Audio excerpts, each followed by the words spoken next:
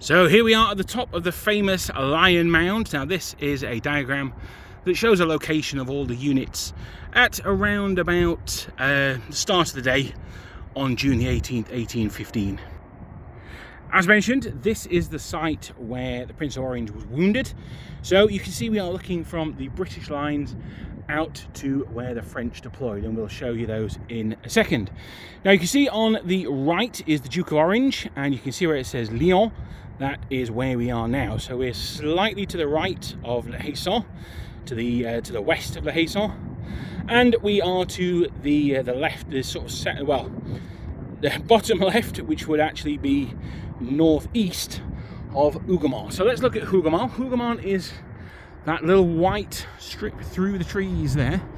Let me focus on it. That's Hougoumont. Now, as you can see, there is a forest here and some trees at the back of it. Now, these trees would have gone, most of, if not all the way to that farm there. This is the Bois de Paris, and that's where the troops would have come through to attack Hougoumont. Now, we are in a nice elevated position here. It took 227 steps to get up here, and being a fat gentleman as I am, I felt every single one of them. But we've got an absolutely fantastic viewpoint of Hougoumont up here. Don't forget, of course, the Duke of Wellington would not have such a advantageous viewpoint. So over here in the middle, this is where Riley's corps would have been, and this is where Kellerman will have executed his charge. So let me just zoom out a little bit so we can see more. Between Hougoumont and this road that you can see down here. Now, the most popular part, or the most famous part of this road, is if we follow it round and we see General Dan. He's the most famous part of the road. The second most famous part of the road is here, and that is Le Haisson.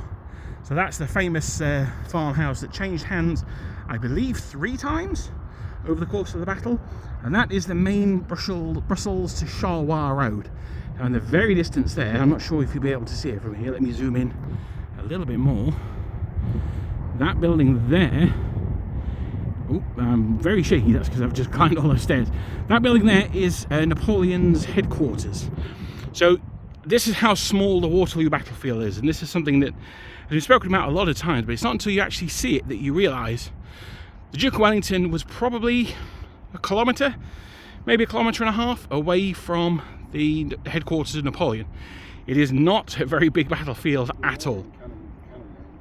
They were in cannon range, and of course Ridley Scott showed that they were within sniper rifle range as well. So that drew a laugh from General Dan there. But now we can see the fields are a mixture of wheat and cabbages. General Dan and I had a little nighttime reconnaissance last night, and we can assure you, crossing a cabbage field is fraught with difficulties. In wargaming, ploughed fields are often broken ground. They stop charge bonuses, things like that. I'm sure General Dan will agree. We can absolutely see why that's the case now. So, me falling over twice was particularly entertaining, yes, for Dan. I should also point out as well, I've just spotted it over here. Zooming in on Hougoumont, you can see a sort of brownish yellow stripe in the middle. There's a road there, and also the wall. Now, I believe that's the Formal Gardens wall. We'll go around the north end, which is where the gate was. We'll do another video from there. But this is most of the line, man. I'm going to go around the other side, and we'll see where the rest of the line was holding the ridge at Mont Saint-Jean. But I'll just do a quick panning shot of the battlefield. So this is all to the east of the main road that cuts the battlefield in two. As I say, scanning round, almost 90 degrees to where I am. There you've got Le Haisson just there.